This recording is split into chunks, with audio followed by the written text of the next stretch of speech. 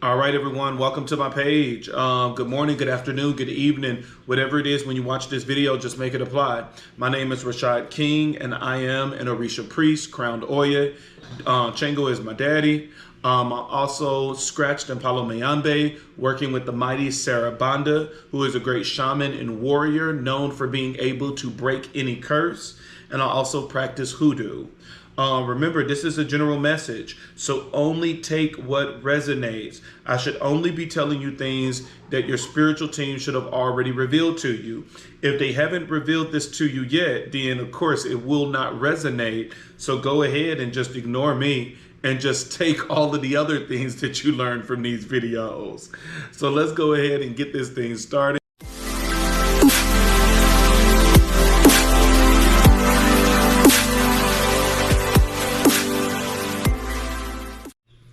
All right, guys, so before we get into this reading, just a couple of things.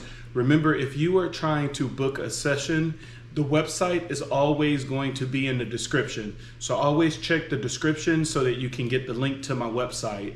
The website is going to have spiritual products that you can buy, such as oils that you need for your candles, come to me oil, money oil, the whole 9 yards. It's going to have spiritual bath. It's going to have protective necklaces, protective jars, mojo bags, as well as different services, your rituals, your ceremonies, as well as your cleansings. So if you're interested in any of those things, you can go check out the website, as well as reading material. I know a lot of people are always hitting me up saying, hey, you know, what should I read to learn more about the ancestors, to learn more about the Orishas? Go to my website and purchase my ebook. All of those things are available on my website. All right, y'all, what's up? Good morning, good afternoon, good evening, whatever it is when you watch this video, just make it apply. I know y'all like, nigga, where the hell have you been? Like, don't even try to pretend like you just been here all day, every day. Look, y'all, I've been busy because I think it's been like, what, 2 weeks since my last video. I had to travel to North Carolina for work, so I did that. And then the week after, I was so drenched with work, with emails and stuff like that, because that's the one thing about it. When I travel, man, you know, all of Arizona, you know, I oversee 60 stores in Arizona. So Arizona was like, what's up? And they loaded me with emails and everything else when I got back. So I was really busy last week that I really couldn't do anything. And then with clients and stuff like that as well in between. And then this week I have to go to Salt Lake City. So it's like, it's still more stuff. I know someone scheduled a session today. I'm gonna go in the system and reschedule that, because hopefully you see it. If not, you'll get an email as well, because I'm gonna be traveling today, so I'm probably gonna do it the same time tomorrow, because I'll be in my hotel around that time that I'll be able to do a reading. This is gonna be short because I do gotta go out. I gotta you know, I have to leave and travel to Salt Lake City. So I'm not going to do a pentakey. I'm just going to do the reading, and I'm just going to do the channel message of what it is that Spirit is saying. Spirit was telling me a lot of stuff. Like I wish every time that I have a download that I have, you know, pen and paper, you know, nearby, so that I can write all of this stuff down, because trying to remember everything that Spirit is saying, sometimes it's impossible. It's so many messages, and it's for so many different people.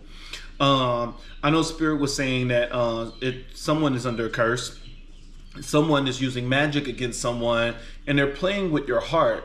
Like someone is keep having like muscle spasms, you know, in the chest area. Like as you smoke or as you breathe, you see that it's difficult to do. As you're smoking cigars, like, you know, it's like you can feel like your heart and stuff pumping heavy, and it's because somebody is doing a spell. Somebody is doing a spell in order to mess with your heart. And this is not like mess with your heart to, you know, to bring in love, to make you love them. This is messing with your heart, trying to take you out. Like this is, you know, low-key death magic. Yeah, I mean, low key, like it's not even low key. Like this is death magic. Somebody is doing something to mess with someone's heart. You want to make sure that you're protecting yourself. I tell people all the time, man, you can't let magic just overtake your life like that. And it's things you can do, but you know, that's the one thing that I will never understand when it comes to magic. When it comes to magic, the person, oh, I hope I didn't have nothing in my beard. I forgot I just smoked a cigar to my deities before this. And last time I did a long video. And when I re-looked at the video, I had stuff in my beard and I'm like, I can't post this. This time I'm like, fuck it. If I got something in my beard, I'm finna post it because I'm not finna do it again. y'all just gonna be like, he nasty. And just keep going. Because I'm not gonna do this again, especially when I gotta go. I just can't, and I gotta post something today because Spirit has been giving me so many messages, and I have been holding y'all messages hostage because I've been so busy, and I don't like to do that. You know, I like to be obedient and get these messages out. But Spirit is saying that somebody is messing with someone's heart. I was gonna say, you know, the craziest thing about it, which I don't understand, is that you have the person that is willing to do magic on you. They are willing to go to great lengths to make sure that you suffer. They will go to a practitioner paying $10,000. They will go to another one paying $100,000. I've heard some of the craziest stories, but when it comes to the person that is cursed, they're not willing to invest at all. You know, they think it's always one or the other. It's like, oh, I don't want to make that investment, that's too expensive. Or it's I normally get with clients, it's either, oh, I don't want to make that investment, it's too expensive, or thinking that it's a one and done. And that goes into the next message that Spirit was giving me, is that some of you are not seeing the results that you want because you keep thinking that everything is a one and done. You took your spiritual bath like you were supposed to, not realizing you were supposed to take that for the next 7 days. You know, you lit your candle like you were supposed to, not realizing you were supposed to do that for the next 7 days. It's like some of you want to be free, but you're not willing to do the work in order to get out. And that's why some of you like the Christian approach, that you get to put on laziness. You get to clothe yourself with laziness. You get to clothe yourself with ignorance, and you can push everything off to Jesus and say, oh no, I don't have to do all of that. The only thing I got to do is pray. But then look how many defeated Christians we have.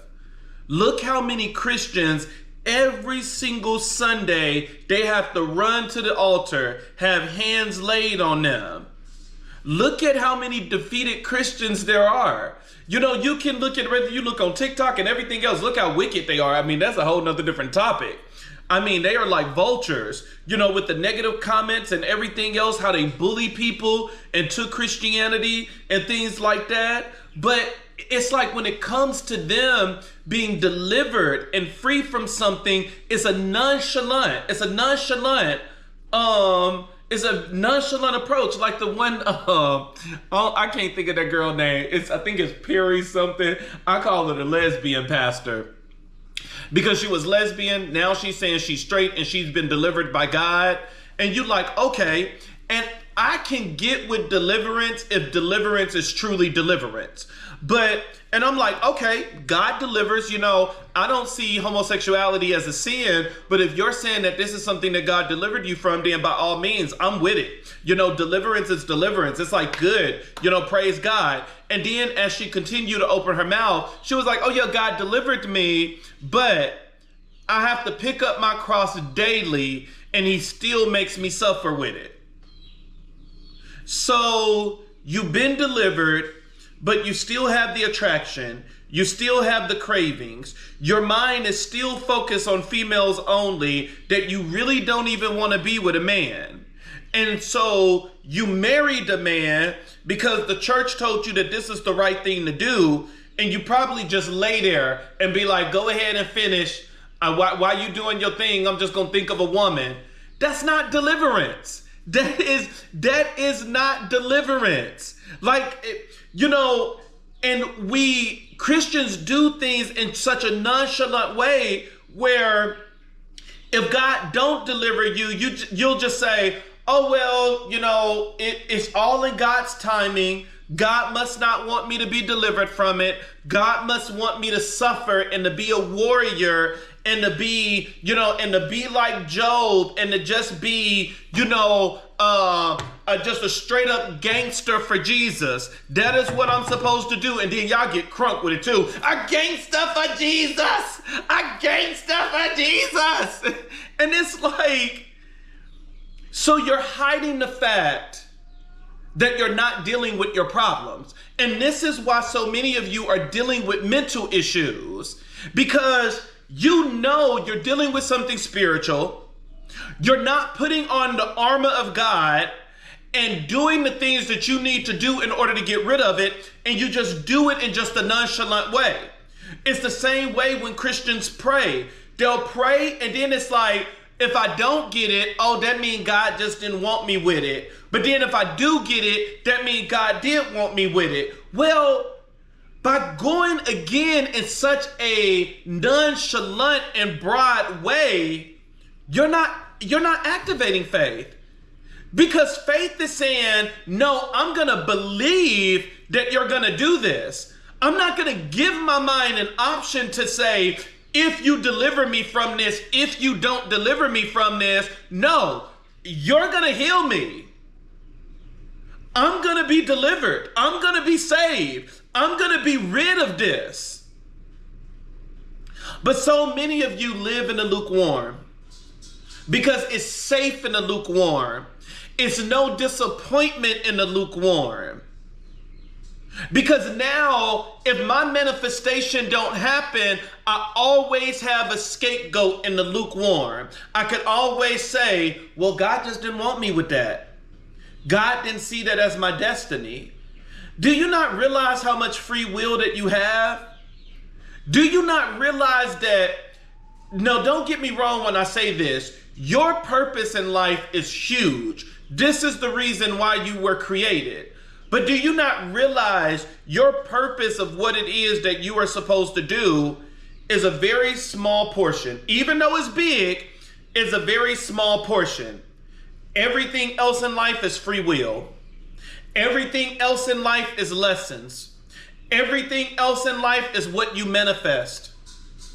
And so when we keep blaming God for everything as if we don't have free will, we go into the lukewarm, that we're not hot, we're not cold. And the Bible said that is the worst. I'd rather for you to be, cold-hearted than for you to be in the lukewarm. I'd rather for you to be, hot and passionate rather than for you to be lukewarm. Lukewarm is where we go to escape. Lukewarm is where we go to not be disappointed, that we don't deal with our problems, that we can robe ourselves in laziness and we can robe ourselves in ignorance and we can say, oh, I didn't know. Because we stay in the lukewarm, because in lukewarm we don't have to study to show ourselves approved. I remember the very first time that when I finally realized that I was under a curse. It took me a while because love has never come easy for me.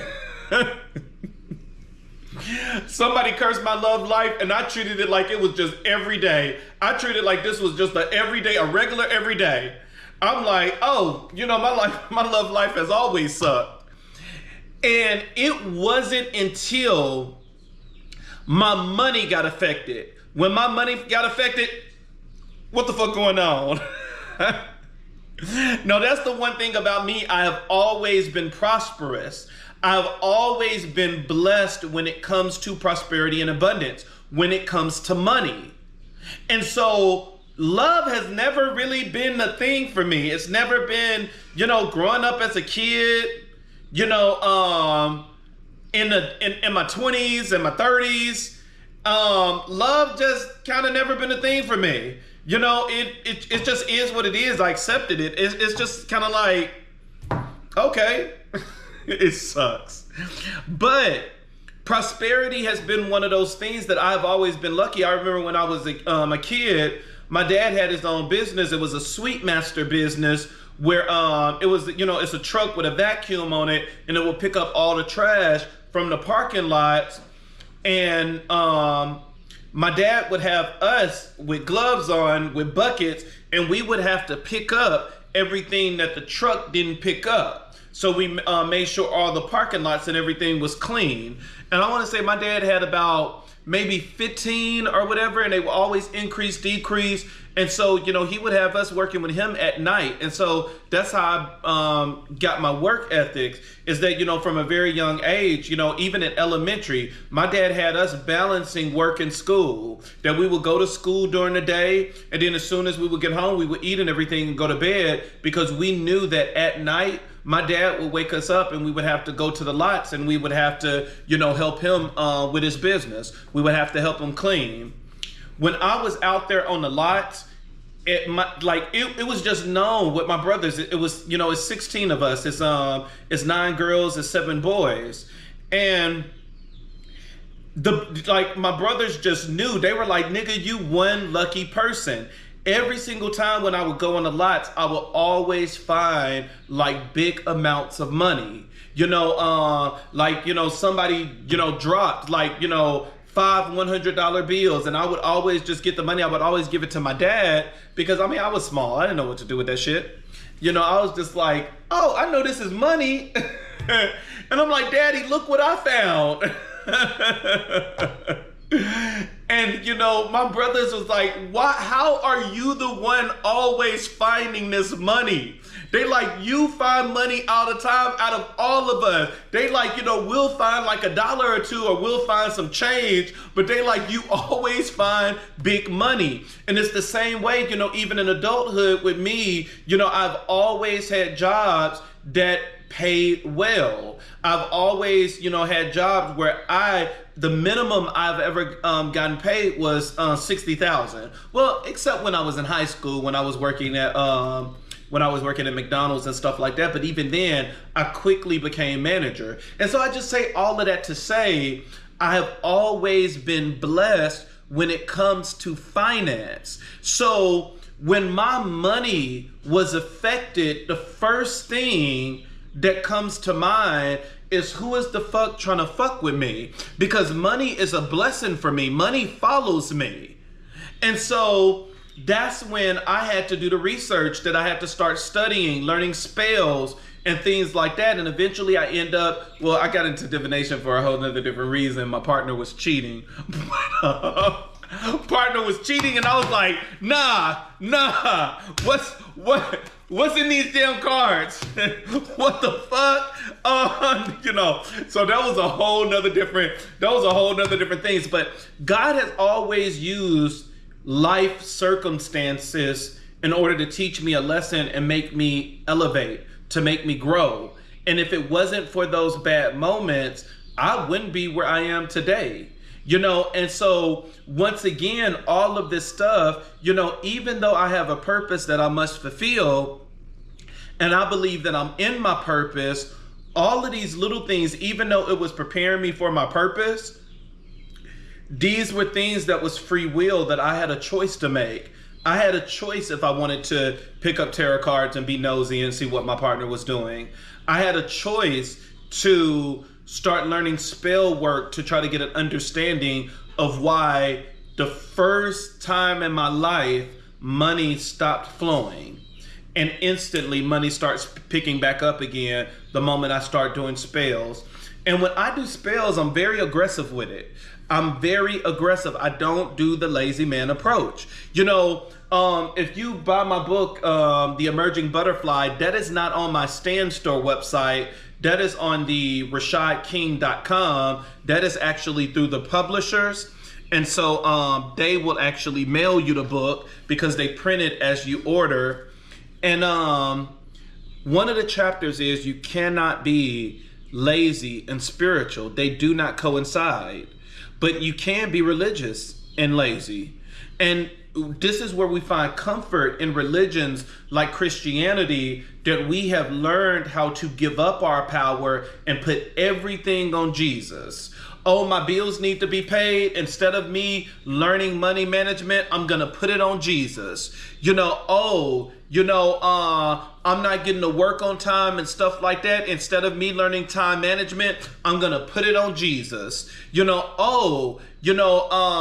I have, all of these diseases and stuff like that because I'm dicking down everything that walks. Instead of me learning self-control and having the fruit of the spirit of self-control, I'm just going to put it on Jesus. Jesus is going to heal me. Jesus, you said that by your stripes I am healed. You said that healing will sprout up in the morning time. And it's like we love we love being in the lukewarm. We love being lazy. We love being nonchalant. We love not taking this thing serious. And so that was one of the things that Spirit was just telling me, is that Spirit was like, some of you are just not willing to do it. You're not, you just want that once and done. I prayed that one time, it's done.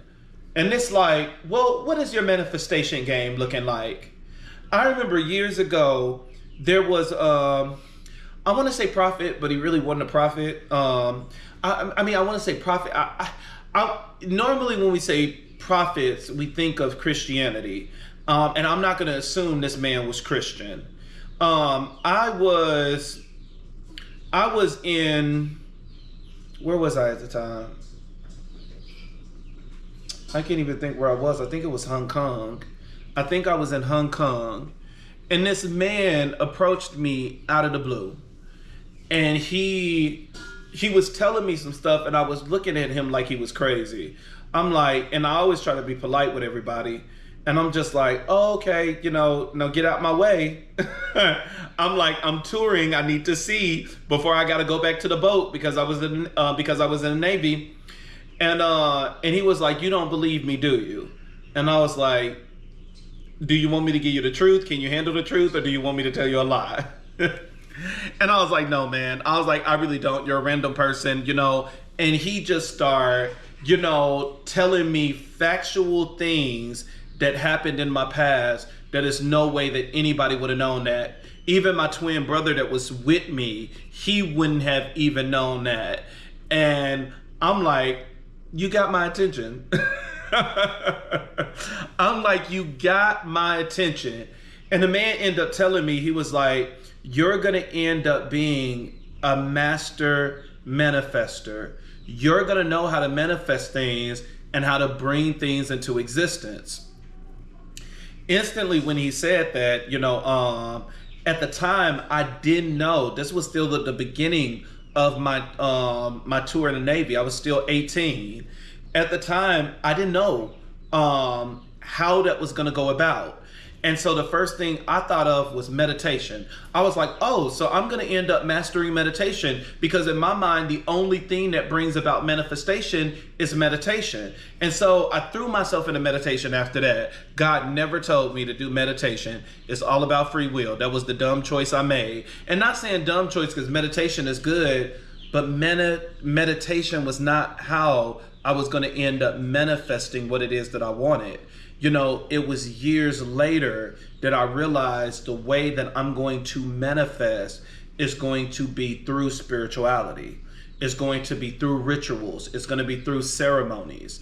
And so, sometimes we jump to conclusions that are wrong, that we get that prophetic word, we get that anointed word, and instead of decoding it the way that they need to, or instead of getting the word and then going back, to the deities and doing your divination and stuff like that, saying, hey, what is it that you want me to do? Do you want me to meditate? Do you want me to do spell work? Do you want me to do this? Instead of asking those questions to get more information, we just take that and we assume. That brings about a lot of destruction.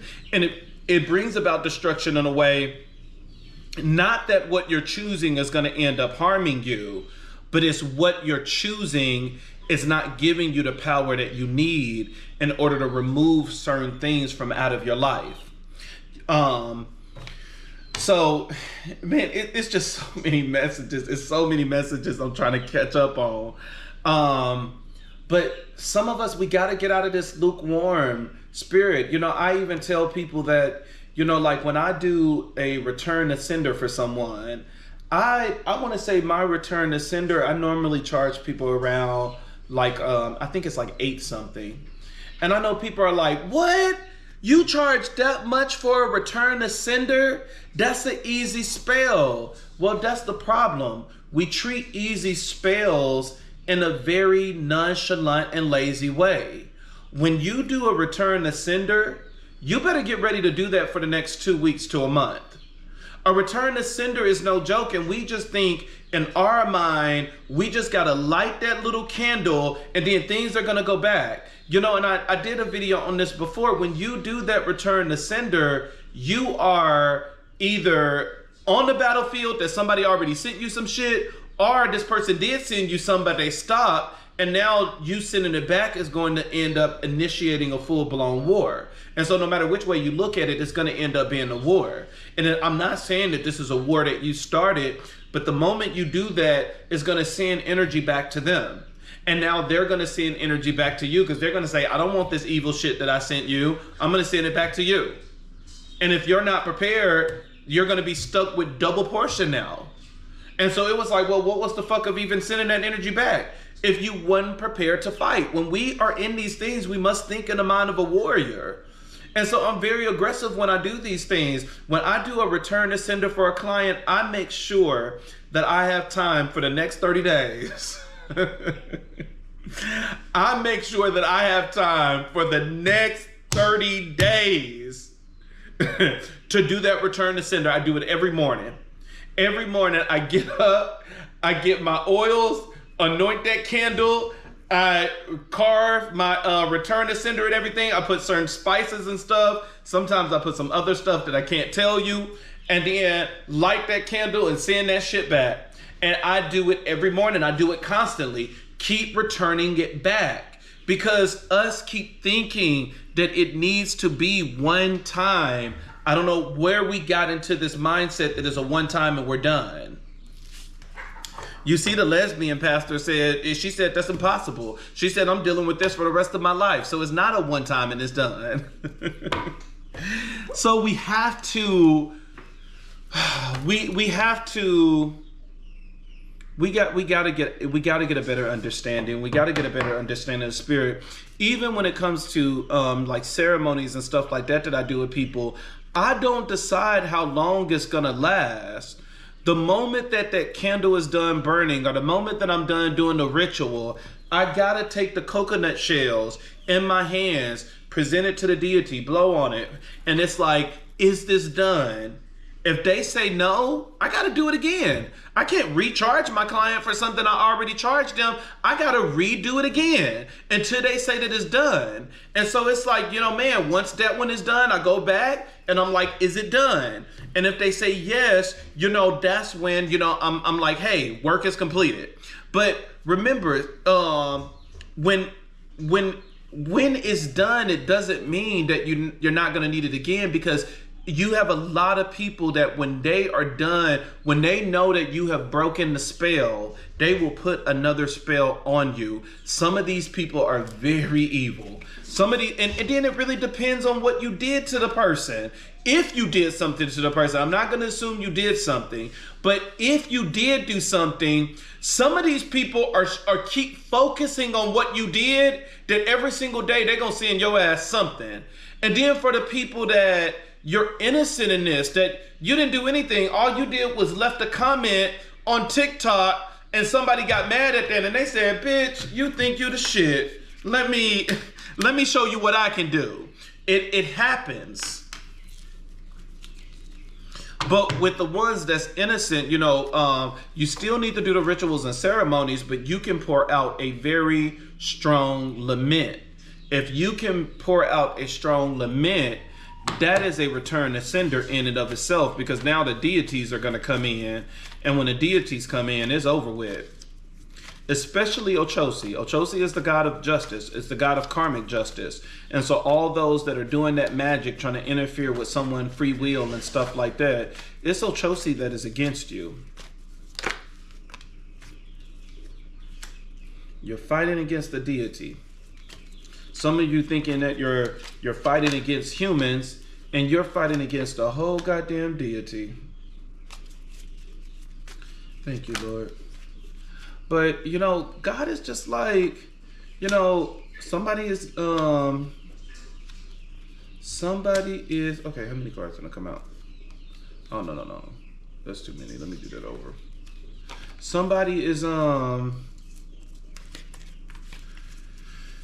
Spirit is saying somebody is under heavy witchcraft where it seemed like your whole heart finna blow away. You know, and it's like, come on, stop allowing this magic to interfere. Oh, that's what Spirit wanted me to talk about. Spirit wanted me to talk about illusions, when someone is sending you an illusion. Because Spirit is saying some of you are under a heavy illusion. And when you are under a heavy illusion, you know, like someone could be sending an illusion for you to love them. Someone could be sending an illusion for you to think a certain way or for you to stop doing something. Illusions can be fought with your will, with your willpower. But majority of the time, it's so hard for people to fight it with their willpower that they have to end up doing a ritual or a ceremony. Because let's say for example, if someone sent me an illusion where they like, you know, oh, Rashad just think he all that because he go to the gym. I'm going to send illusions his way so that he will start saying, oh, he don't have time for the gym and this and that. You know, when that energy comes, you know, you'll start saying in your mind, oh, maybe I want to sleep in today. You know, I done been to the gym for the last couple of days. And then the next thing you know, you look up and you missed the gym for the last 2 weeks. And it's all because you've been busy with life and stuff like that. But illusions are very hard to cast on somebody when they have routines and they're disciplined and they're structured. Because if you have somebody like me, where it's like clockwork, every single day I wake up at 4, I go to my altars and pray, and then I go to the gym, and then I go to work, and then I come home, and then you know what I'm saying? When you have that discipline and that structure, people can cast an illusion all day, every day, but that illusion is going to be so hard to take root, and that illusion is going to be so hard to do anything because now you have somebody that has structure. It's very hard for somebody with discipline and structure to be broken with an illusion. It's very similar to a curse. It's very hard to curse somebody that is faithful in their religion or spiritual practice. And some of you are like, oh, well, I shouldn't be cursed because I go to church every Wednesday and Sunday. Oh, that's not faithful. So let me rephrase, because I think how I said that, a lot of people is going to say, oh, I'm blessed, highly favored, nobody can fuck with me. No, people can. Those who are close to God, they cannot be cursed. You cannot curse them. It's impossible. Going to church is being dedicated to the church house. It's being dedicated to the pastor. And for some of you, it's being a slave to the pastor and being a side piece for the pastor. But when you are dedicated to God, when you are prone to God, it has nothing to do with going to church. You can go to church for the edification and everything else that you need to. It is building a personal relationship with God, that God knows you by name, that you are constantly praying, you're constantly giving your offerings, you're doing your cleansings, you're doing your ebos. When you do those things, you are blessed and highly favored. And that's when the scripture comes into play. Whoever God blesses, no man can curse. Look at how all of the people in the Bible, every time when somebody did something in the wilderness, bitch, you dead. The earth swallowing you up. Sickness came to you. None of y'all niggas is entering the promised land. And you like, damn God. Like, all I see is wrath. All I see is an angry ass man. But then look at the ones that he loved. Look at Abraham, how he was treated different from everybody. Look at Joseph, how he was treated different from everybody. Look at Moses. Look at Jacob, how he was different from everybody, even his twin brother. Even his twin. Yeah, because Jacob and Esau was twins. Even his brothers. You know, and it's like it's like no matter what, at the end of the day, there were people in the Bible that was treated completely different. Look at Elijah. And it was because those people, look at David, especially David. David was the biggest whore in the Bible. But yet none of y'all, if y'all were to experience a David today, everybody in the church, even though they praise David and they do things in David's name, I'm gonna dance like David dance. I'm gonna sing like David sung. You know, y'all say all of this stuff with David, but if y'all would meet modern day David, every last one of you will be casting him to hell. Every last one of you will be saying he's an abomination. Every last one of you will be saying that he's a promiscuous ass whore. Every last one of you. But yet God himself did not deem him. God himself did not throw him in hell. God said out of all of the people, all these niggas in the Bible, that this is the man after my own heart. And so it makes you rethink what righteousness really is. Learning David's story, it's like, you know, we be thinking before David, it's like righteousness is I have to be perfect. I got to do everything right. No mistakes. You read the story of David. Okay, eraser. Righteousness is just building a relationship with God. Building a relationship with the right person, boy, David's story will teach you. Y'all niggas can't fuck with me because I'm loved by the gods. Oh God, David will teach you what righteousness really is, because people be thinking righteousness is perfectionist and no sin and stuff like that, baby. David still got punished, but at the end of the day, even his punishment had a grace to it compared to how God punished other people. So when someone is close to God, when someone has built a relationship to God, like, I dare you to try to send them a curse. Like, you will not be fighting against that person. You will literally be fighting against the deity that protects them, that watches over them, that is guiding them. Like, you know, baby, we can fight with man all day, but trying to fight with a deity, you can go beyond just losing your life. And that's why, you know, you shouldn't be sending nobody any negative energy. But if you're going to send somebody some negative energy, at least do divination first, because divination will save your life. Divination will tell you, this is not the one. This person, when I did divination, I seen 10 spirits around this person and 8 deities. You might not want to fuck with that person. Divination will save your life. You don't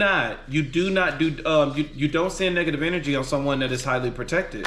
You know, and that's the one thing about it, is that, you know, some of these evil people is so used to people not truly being protected because they're surface religious. They're surface spiritual. That on the surface, they want everybody to think they're so religious and so perfect and so holy, but internally they're not. And so when that curse comes, it takes root in everything, because the deities are like, oh, who are you? I don't know you. And it's a big difference between someone that's connected to their deities and someone that's not. Someone connected to their deities, they don't even have to cry out. Your deity is so close to you, they seen it and they slapped the shit out of the person the moment that they sent it. You know, for the person that's not close to their deity was still near, but it affected them.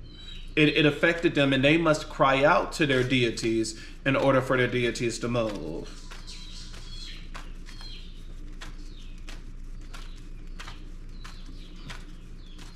There's a storm out over the ocean, and it's moving this way.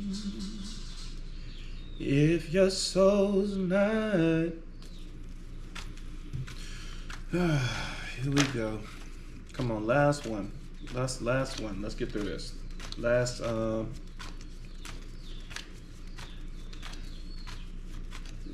get through this last card. But yeah, somebody's going through some heavy witchcraft. Somebody is having heart problems, facing illusions, and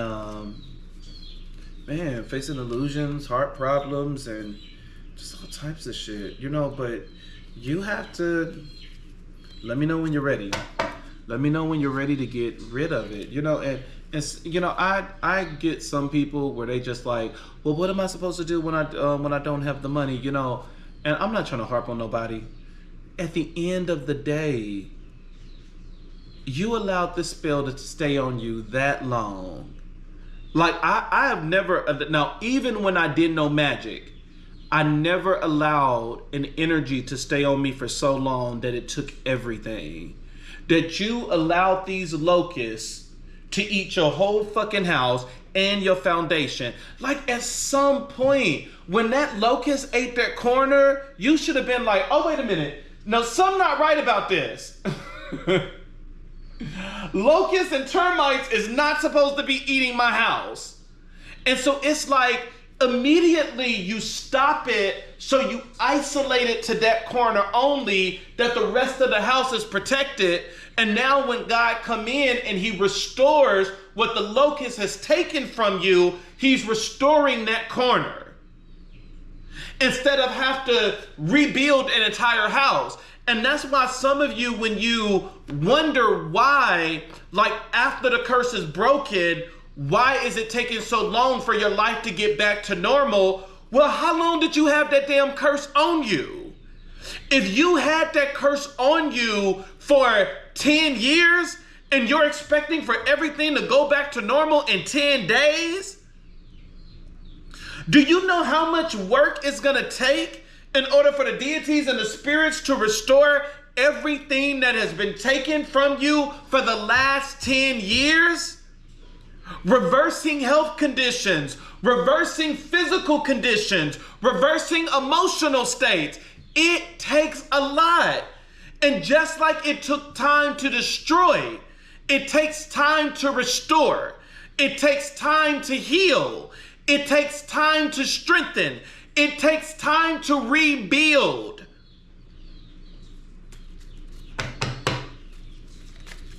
And so we want to make sure everything in life is balanced. How many years was it taken? Just imagine that that's going to be the amount that it's going to take you to be restored. And some of you still allow this curse to eat at you every single night. Spirit is saying that somebody is doing something on somebody's knees, where you were literally in your bed last night and you felt that pain in your knees that you couldn't even go to sleep. And Spirit is like, what are you doing about it? Are you know, the only thing that some of you do is like, oh, I'm just going to go and take some Tylenol. I'm going to go do this. I'm going to take a sleeping pill so that I can just live to see another day. Not realizing that you are now telling this curse to go ahead and, you know, move to another area as well.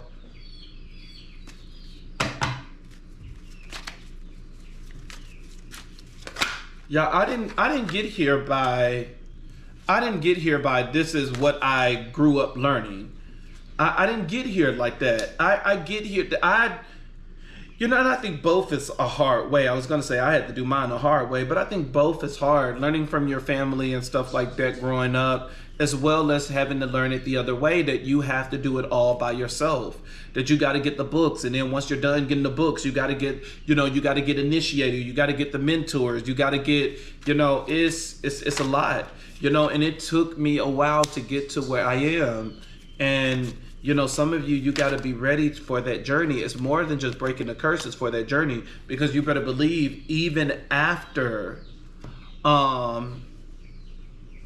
even after, surviving witchcraft, that's when I had to learn how to start studying. I had to study it. I had to learn how to start protecting myself.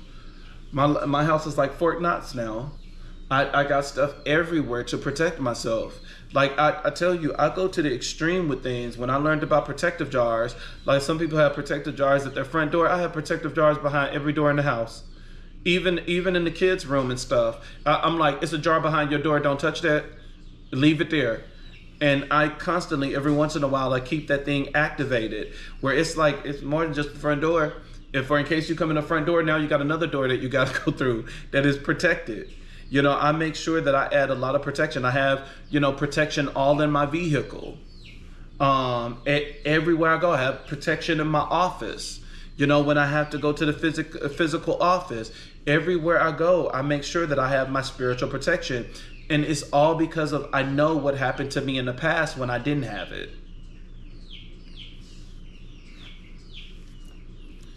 I think that was enough.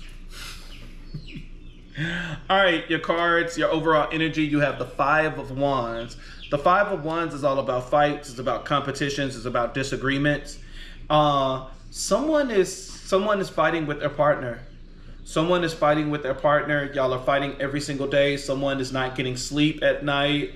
And one person in this connection is very chaotic. They love it. I wouldn't even be surprised if this is the thing that get their dick hard, that they love fighting and arguing, that's how they get their stimulation is by fighting and arguing. Because it's like one person in here, they like, I'm about that life. Baby, this is what I grew up seeing my mom and my dad do. And all they want to do is argue. All they want to do is fight. But Spirit is saying that this is their last stance. That the one that don't like arguing and the one that feel like they're drained, this person is getting ready to walk away. They're already at their last stance with the Nine of Wands. If this person end up going into the Ten of Wands, which is being extremely overburdened, this person is going to walk away. With the Nine of Wands, this person is already pondering it because this is their last stance. They're like, okay, boundaries, like setting those boundaries where it's like, don't wake me up in the middle of the night just to argue, just to say some slick shit. You can tell me that shit in the morning when I got coffee and I'm ready. But somebody is feeling trapped. They're feeling trapped in a relationship where they're just like, why are you constantly keep trying to argue and fight with me? And you do have the Lovers as the clarifier.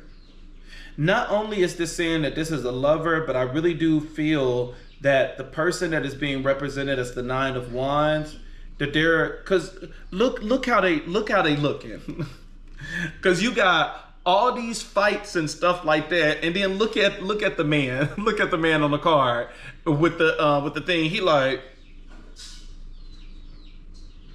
looking at that shit like, I'm done. I'm tired. Somebody is very tired of fighting.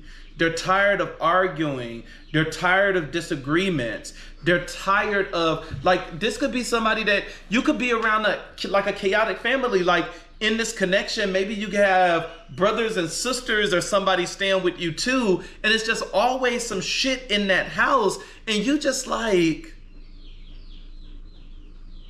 I didn't come from this. I don't want this shit. And because of that, somebody is getting ready to go back to a lover. Even though the Lovers is saying that this is a lover, to me, this is saying that the person that is being represented as the Nine of Wands, they are going to find a lover. This person is going to end up disconnecting from this relationship. They can't handle the fights and the arguments. And they're going to find intimacy. And so this person is going to end up loving it because it's like, I went from always fighting this person and their family to now being booed up on the couch, being loving and adored, and that I could be myself without every single day you keep saying I'm dumb, I'm stupid. You keep saying, oh, you're doing this wrong and this and that. Somebody is leaving. And especially with it saying the lover, I don't see this person, I don't see this person as cheating. I don't see this person as cheating. They didn't cheat. This is going to end up being somebody that's going to end up going back to their, they're going to end up going back to a past lover. And normally when we move that fast in relationships, we think that the person was cheating and having an affair. But in this case, it's not going to end up being cheating or an affair. This is someone that is going back. They're going back to a old lover, because this person is like thinking about, like, this could be someone that left like the collective, and they end up going with somebody else only to be with someone that is extremely chaotic, thinking that the grass is greener on the other side. And baby, that was turf. That was fake grass. Like, you thought that you were like, oh my gosh, their grass is so greener than ours. They always got it at this certain height. Theirs is never brown. And you seen it from such a distance and you thought that it was so cute that you were like, okay, let me leave collective and let me go over here to this house, only for you to find out that the grass was fake. And Spirit is saying, thank you, Spirit. You know, that's the one thing about, channeling when you message, is that you get things that the cards outside of the cards. Spirit is saying not only was the grass fake, but the person was fake as well. This person ended up leaving somebody because of fake news. Somebody told this person a fake message where they said the person you were with was cheating on you. The person you were with is a witch and they're doing negative work, that this person put you under a spell. It was a lie that was told, that this person ended up leaving a happy home, leaving somewhere where the grass was real, and letting those lies and everything seek in. Number one, that's a curse in and of itself. So this person was cursed because believing a lie. Remember, a lie is nothing but an illusion. It's nothing but an illusion. It's illusion magic. We think, and I know I'll be everywhere with a Gemini mind, because it's like, oh, wait a minute, I just said that, but I need to teach that, and then I need to get back on track. My mind be fucking everywhere, man. So a lie is nothing but an illusion. And we think sometimes that in order for magic to exist, that it got to be candles and cauldrons and spells and potions and chants. No, sometimes a powerful spell is just your words. The Bible says that you have the power to speak life and death. So you know that your words, it holds power. You can encourage someone, or you can destroy someone, all from that same mouth. So words are powerful. Somebody cast a spell with their words and told this person lies. And because of that, this person started to fantasize what life was going to be like in another home. And they get over there and they found out that everything that they fantasized, everything that they was infatuated with, everything that lured them in, it was nothing but fake. That it's nothing but fights. It's nothing but arguments. It's not a good time. And this person could be, now they're casting a spell onto you with lies. This person could be lying to you, trying to make it feel like they're in a good position, where they like, oh no, I'm doing fine over here. I made the best decision of my life, when deep down inside they're in regret. Because this person is not having a good time. This person is constantly dealing with fights and arguments. But now this person is back in a position where they are looking at these people. Spirit is saying for some of these people, it's blackmail or something like that is involved. The only reason this person haven't came back yet is because this person, these people, these chaotic people got something on this person. I don't know why Spirit is telling me insurance fraud. Like if they were to go back to you, they're going to report insurance fraud. It was an insurance fraud or something that they were involved in. I don't know. Spirit is saying something. It's something that these people got, because these are chaotic people. They're very chaotic. And so I don't know. It's something about, I don't know. It's something, they got something on this person.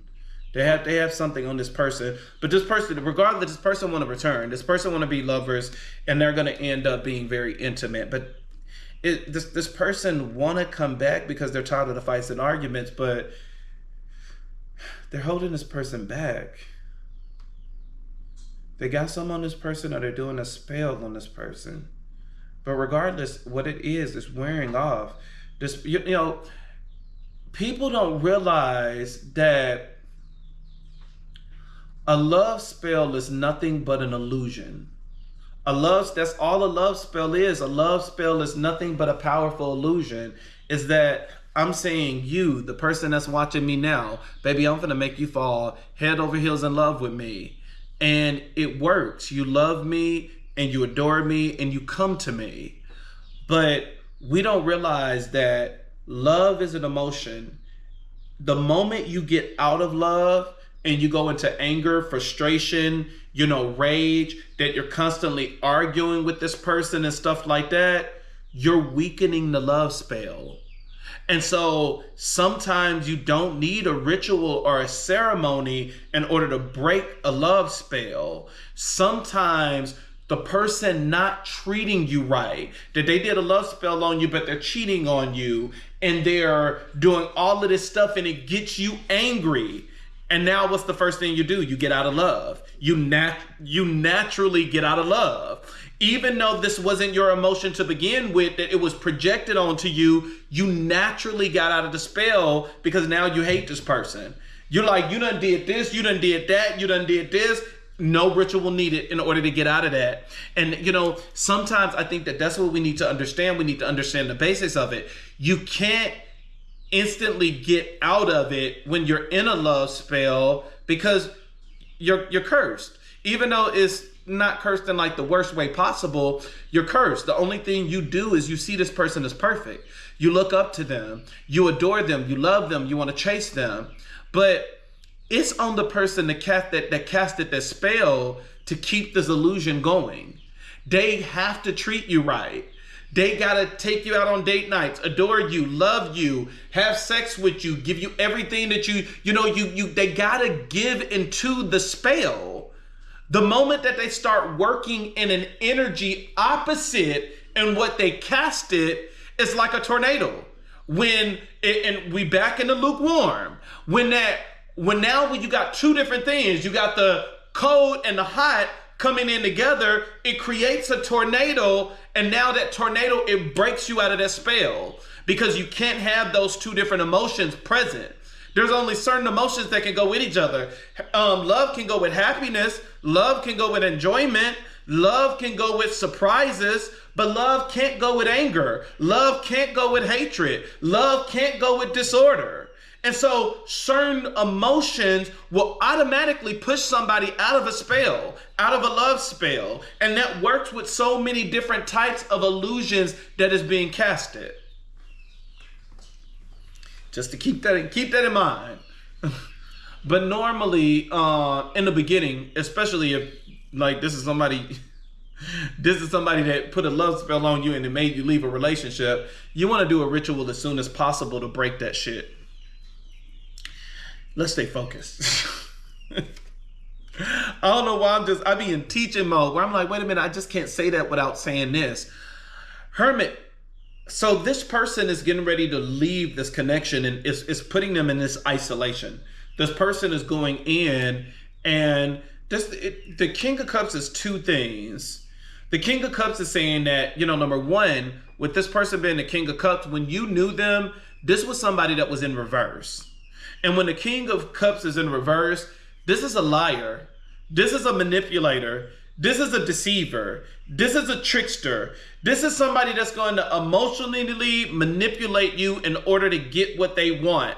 This is somebody that will play with your heart to an extent that it will make them seen as if they don't have a heart. This is a cold-hearted bitch when the King of Cups is in reverse. It's no mercy.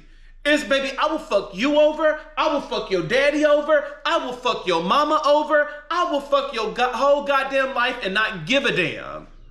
When they in reverse. When you knew this person was in the reverse. Sometimes it makes you not want to go back when they've done so much damage. But this person is in the upright now. And the Hermit card is saying that this person is going through an awakening. It's the separation and the loneliness and stuff like that is arising and awakening. This person is awakening. And this awakening is escalating this person where now they're in the upright. When the King of Cups is in the upright, this is someone that's emotionally balanced. This is someone that can be really sweet. This is someone that will be loving-doving, baby, what's on your mind? How was your day at work? This is someone that gives you emotional fulfillment. This is someone that can fulfill you in a lot of ways when it comes to your emotion. And the King of Cups is also the card of understanding, that this person is finding understanding, that they're understanding who they are, accepting who they are, so that they will be able to bring that same energy into a relationship. This person is hoping for a new beginning. This person is hoping for a new beginning. This person is hoping that the person they left did not move on. They're hoping for a new beginning because where they are now, it's just not working. It's a lot of chaos. It's a lot of confusion. It's a lot of, it's a lot of everything. In the crowning energy, which is what you need to do immediately in order to solve the problem, you have the Five of Cups. And the Five of Cups is all about regret. It's about sadness. It's about loneliness. It's about, this person is just like, this person is not feeling it. This person is not in the best energy. This is someone that's very sad. This is someone that's very depressed. And it's like, I know, fuck that nigga. Fuck that nigga. Fuck that nigga. Fuck that nigga. Nigga wanna cheat on me? Fuck that nigga. Nigga wanna cheat on me? Fuck that nigga. Nigga wanna treat me wrong? Fuck that nigga. Nigga wanna leave me home? Fuck that nigga. Fuck that nigga. Fuck that nigga. Fuck that nigga. I know. I get it. It's gonna be all in the comments. Y'all gonna be like, no, you hit it on the head. He was a trickster. He was a deceiver. Fuck that nigga. Fuck that nigga. I know. Trust me, I know. Every time we talk about somebody returning, it's always the same thing where it's like, fuck that nigga. Fuck that nigga. I get it. Fuck the nigga. He don't deserve us. But at the end of the day, this is someone that is learning a lesson. They're learning the lesson the hard way. One of the sayings that we learned as a kid, it's like, I can tell you and you can receive this common sense, or life is going to teach you. So I can tell you not to touch the stove because it's hot, and you'll say, ooh, hot. Or you're going to say, let me see really. And then, it's hot. And now you learned your lesson that way. And so it's like, there's always two ways to learn a lesson. You're either going to learn it by somebody telling you, or you're going to learn it by life experience. And this is somebody that has learned it through life experience. This person is not happy. This person is not happy. You have the Seven of Wands trying to maintain control. This is someone that's trying to maintain control. Now, with it saying maintain control, this is a duality. It's kind of like with the King of Cups, because the King of Cups represent their the King of Cups represents their rising, that they're rising and they're going into their energy now, that they are operating in the King of Cups. This could be a water sign. I really don't like saying signs. I really don't. Never mind, because that confused people. But this is someone that is rising into the position that they are supposed to be in, rising to the role that they are supposed to be playing.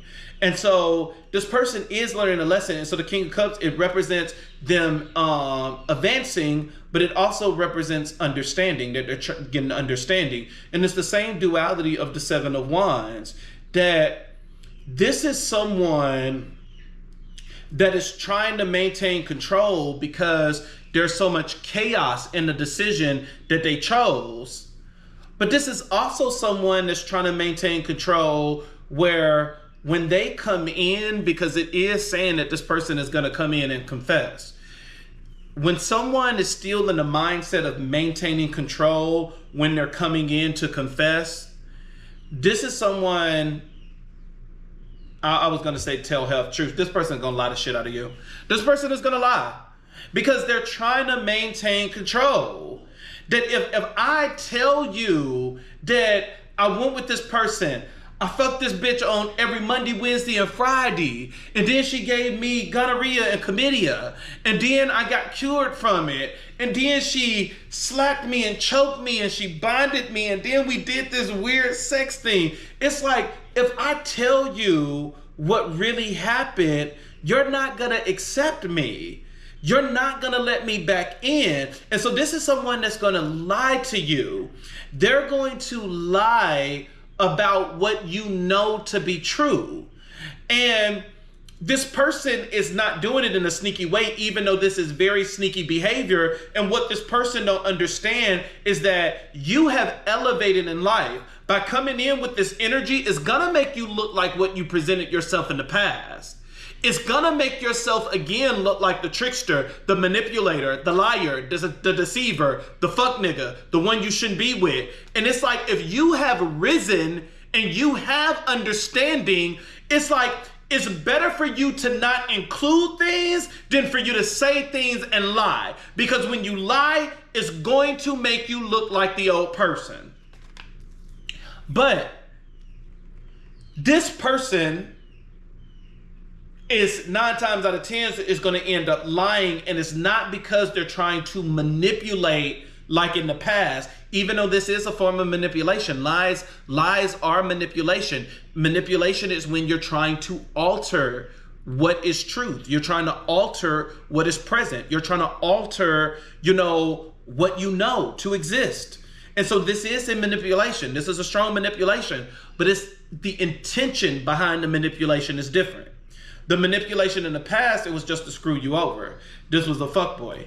This was somebody that really didn't care about you. They loved you, but they were never in love with you. But this is someone that now has went out into the world and they have seen that like nobody can do it like you. Baby, they can try to mimic you. They can try to pretend to be like you. They can dress like you, let your hair down like you and everything, but they pussy still stank. They not you. They are not you. And so nobody can mimic the true God-given you. They can try, but they failed. And now this nigga out on the street trying to come back. And so this time around, this person they're manipulating in a way of holding back key information, because if you know it, they think that you won't accept them, not realizing that you already know this information. This is someone, the person that's on the receiving end of getting this bomb back, this is someone that's spiritual. This is someone that's spiritual that probably does divination in any type of way. Tarot cards, coconut shells, cowrie shells, candles, cups, spade cards. This is someone, it's like a medium. I don't know. This is someone that already knows the information. Maybe you done went to the person's phone. Maybe you have had friends and stuff to tell you, dreams. But this is someone very spiritual. They already know the truth. And so by this person coming back in line, it's like, I understand you're trying to maintain control, that you're trying to get back in that house. But you don't realize that people are going to end up seeing you as the old version of yourself when you come back in the same manner at which you left. You left in manipulation. You can't return in manipulation. You can't leave and return in the same energy. If you left with manipulation, you need to return with truth and clarity. You need to return with being vulnerable, letting your guard down and actually letting someone in to understand what happened. You cannot be in this manipulating energy again. Is there anything else I want to say about that? Because this reading getting a little bit too deep for me. But this is someone that's they're gonna lie. They're gonna lie when they come in because this is someone that don't want to be out in the cold. And this person is sad, but this person is really sad, but I think they're gonna try to hide it because of their pride. That they don't want you to know how sad and how miserable that they have been without you. But this is someone that's very prideful. Gotta be a male. Gotta be a nigga. Because this is somebody that's very prideful. This is somebody that's very prideful that they don't. And it's crazy. It's crazy. Can I talk to you, the nigga in the reading?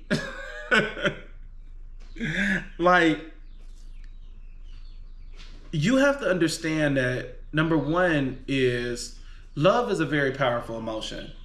And that's why I suggest that when people get into it with their partners and stuff like that, that you don't tell everybody your business, that you don't have it all on social media, you don't have it in your friend groups or anything like that. If you depart from somebody, just let it be. Kind of keep it to yourself.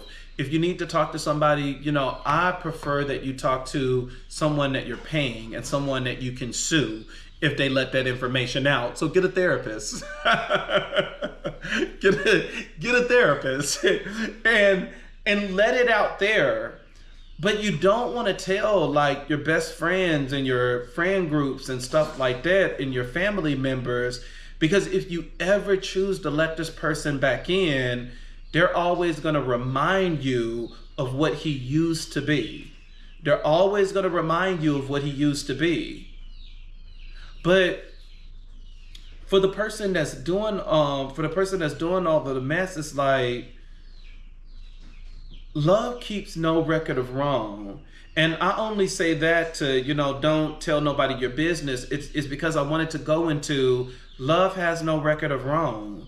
You have so many people that they're not foolish. They know what you've done. They have taken the time to heal and mourn. But at the end of the day, they know deep within their heart that they still love you. And so I think that love like this, it can come back together, but it requires boundaries. That boundaries need to be put in place. That what occurred will not occur again. But love keeps no record of wrong. And so it's you don't realize that this person is already on the edge of forgiving you. This person has already let this shit go, that this person misses you and stuff as well. You don't have to come in and lie. I mean, at this point, come on, they already know it. They already know that, my thing is, but I know, men are just so prideful. My thing is that this person already know you'll cheat. Put all your cards on the goddamn table. Put all your cards on the goddamn table. Be like, look, I did it. That's what you want to hear? I slept with your sister. That's what you wanted to hear? Just tell the truth. We don't have to come up with these elaborate lies. Just tell the truth. Your cards are already on the table. People already know what you've done. It's just my thing is that I'd rather hear the truth than the action plan. Look, babe, I did it. I'm sorry. Hey, this is gonna be my thing going forward. I'll do check-ins with you. I'll avoid your family so I don't fuck with another family member. I won't see nobody outside of you. Come up with some type of plan. It's better to come up with an action plan than to come up with some bold-faced ass lie. And then remember, we were talking about emotions, that, when you put somebody under a love spell, if you start doing things outside of love, you risk that love spell weakening or you risk that love spell completely being removed from that person, that person will not see you as a lover anymore. And so that's very key. Keep that in mind. And it's the same thing with this. How you start a conversation is everything. If you start with lies, it's going to make the person defensive. That they like, here we go again. Now, I missed you, but this is the bullshit that I don't like. You always fucking lie. Now, the whole conversation is out of control because you started with a lie. Your confession was a lie. It's how you start is how it's going to end. And so if you start with truth and clarity and making yourself vulnerable, I did it. You're right. And instead of facing it, I ran away from it and I went to this person. I'm sorry. I was miserable over there. I thought about you the entire time. Trust me, I promise you I learned my lesson. It's better for you to start with that truth and clarity. Now that person still might cuss you out. Like they still might be like, you a bum ass, hoish ass, motherfucking nigga. No, you still might be that. You still might be that. You really will. But at the end of the day, at least you were able to have that dialogue and you're a step forward in having this thing connect than to go backwards, if that makes sense. Let's get through this. This is like too deep. I wasn't planning on too deep.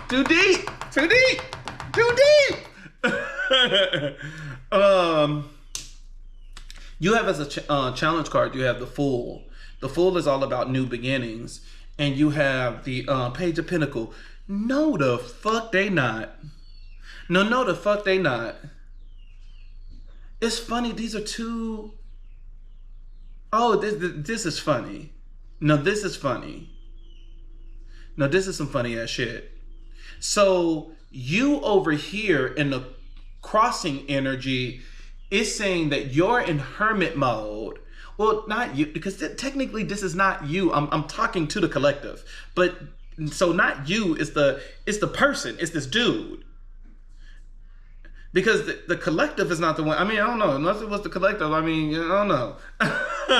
But so this dude that left, he's in hermit mode and he's in his mind thinking, and he's actually going into good energy, that he's going into the energy of the King of Cups, that he's walking into his power, that he's getting understanding, that he know who he is now, that this is someone that is learning. And because of that, this person is hoping for a new beginning. But this bitch that he's with, that is creating all of this chaos in his life, in the challenge position, they're trying to manifest a new beginning with him. And so he's trying to leave, they're trying to keep him to stay, but he want to come back to you. And so these two energies that's across from each other, the crowning energy and the challenge position, this is going to end up, this is why the overall energy is competition, is a fight. It's not only is it a lot of fights and chaos that he is going through, but it's a fight within this relationship with those two, is that he wants to leave and check out and go back home, but this person is doing magic to keep him stuck. And this, even the clarifiers, the Six of Cups. Six of Cups is eating from the palm of your hand. And love spells that, this person is doing magic on him and they want him to keep eating from the palm of their hand so that they can have a home life. But he don't want to be here. This is I hope this person knows spell work. Because these are two energies that they're going to keep clashing with each other. Like, this person is awake now, that they could have known that they're under a spell, that they were under a spell, that they probably stop drinking and stop eating from this person because they can put you under another spell. Don't eat from their house. Don't drink from their house because this person is trying to put you back under a spell. They're trying to put you back under a spell. But I don't think that it's going to work because you have as the clarifier releasing that, somebody is about to release this karmic and they're going back to their partner. You have the cards at the bottom of the deck, which is what you don't see coming. You have the Wheel of Fortune. The Wheel of Fortune is all about a change. It's destiny. The wheel is getting ready to turn. And what is getting ready to turn, baby? What's getting ready to turn is that you're about to have boundaries. And so this person is about to have boundaries. I don't think that this person is going to end up being spelled again. They're coming into realization that they're realizing that that they were spelled. They're realizing it. They know it. They see it. They sense it. And they like, bitch, not again. You're not gonna get me again. We ain't gonna go like that. That's what they said. We ain't gonna go like that. We ain't going down. Hey, we ain't going down. No, we ain't going down. Oh, man. Oh, man. Uh-oh, I'm surprised this camera didn't cut off. It's still going. So let's see what angel numbers we got. Ooh-hoo. Maybe that ooh-hoo-hoo didn't do what it was supposed to do, but even the angel numbers I love. You have angel number 0606. It talks about commitment. It says applying honesty. Oh, did we say honesty or lies? It says applying honesty and light daily is a fast track to creating a peaceful and meaningful life. It's how you find solutions and comfort. Release worries by speaking your truth and expressions of, and expressing emotions regularly. Open up for the best is yet to come. Look at you. Shine bright like a diamond. 222 is about alignment. It says, how do you move forward towards your life true calling? Come on now.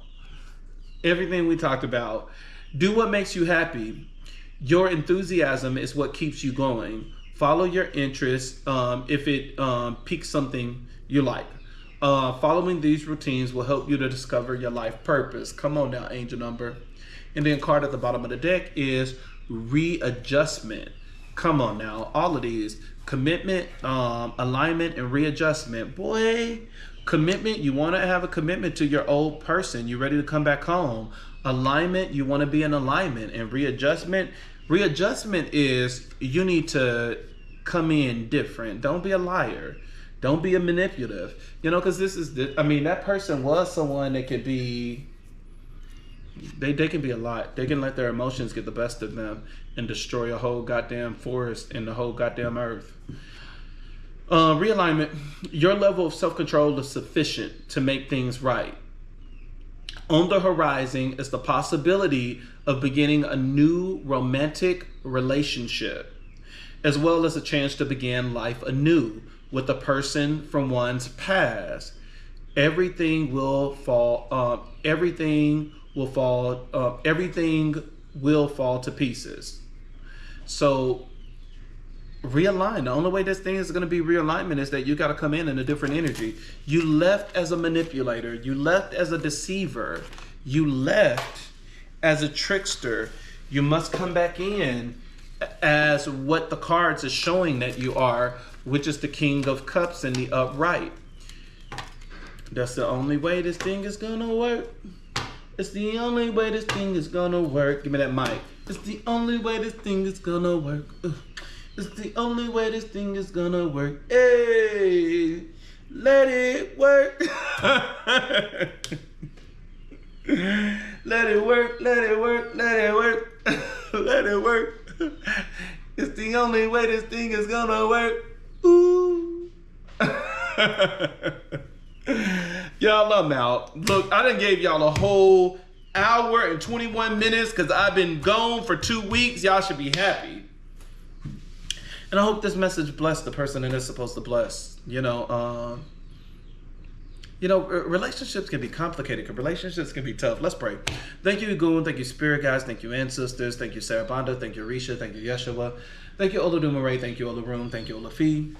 We always got to thank our spirits. I thank you for everything that you have done for me. Thank you for blessings. Thank you for life. Thank you for once again that you have given me your breath of life. I thank you, Elegwa, for you opening doors. I thank you, Ogun, for you clearing my path. I thank you, Ochosi, for keeping everything fair and balanced. I thank you, Eshu, for being a strong protector. I thank you, Mama Oya, for watching over me and blowing away all of my enemies and hiding me under the shadow of your wings. I thank you, Chango, for your justice. I thank you, Oshun, for your sweetness. I thank you, Obatala, for the peace that you put in my mind. I thank you, Yemaya, for protecting me with your magic and cleansing me with your water. I thank you, Oba, for your commitment and for your steadfastness. I thank you, Olakun and Ajay, for wealth, prosperity, and abundance that has flown in my life. I thank you, Arumiela, for your guidance. I thank you, Yeshua, for your protection. I thank you, Ududuwa, for your healing. I thank you. May your blessings continue to bless. May your blessings continue to bless me, keep me safe. May your ashe continue to flow in my life, through me, in me. Allow me to be able to bless other people. Allow other people to be able to feel your ashe through me, and allow me to reach a strong level of enlightenment and empowerment, and bring this couple back together. Remove all the negative energy, remove all of the naysayers, remove everything that is in their way. Go against those that is trying to be roadblocks. Ogun, cut it with your machete. And allow this couple to get back together. Allow this couple to be blessed. Allow this couple to be prosperous. And allow the past to be the past, and allow them to go into a new bright future. Do we agree? If so, all we have to do is say Ashe. Ashe, Ashe, Asheo. I thank you, Igun. I thank you, Spirit Guides. I thank you, Ancestors. I thank you, Sarah Bandas. I thank you, Orishas. I thank you, Yeshua. I thank you, Oladumare. I thank you, Olarum. I thank you, Olafi. Ashe. I'm out. Y'all want me to give you a song? I'm out. I'm out. I'm out. I'm out. I can't dance for nothing, y'all. I don't got no rhythm. I'm out before y'all see me start doing this weird dance, and y'all like, what the hell is that? Like, stick to tarot cards, please. But shit, if whatchamacallit can get in the Olympics and do her break dance, why can't I do mine?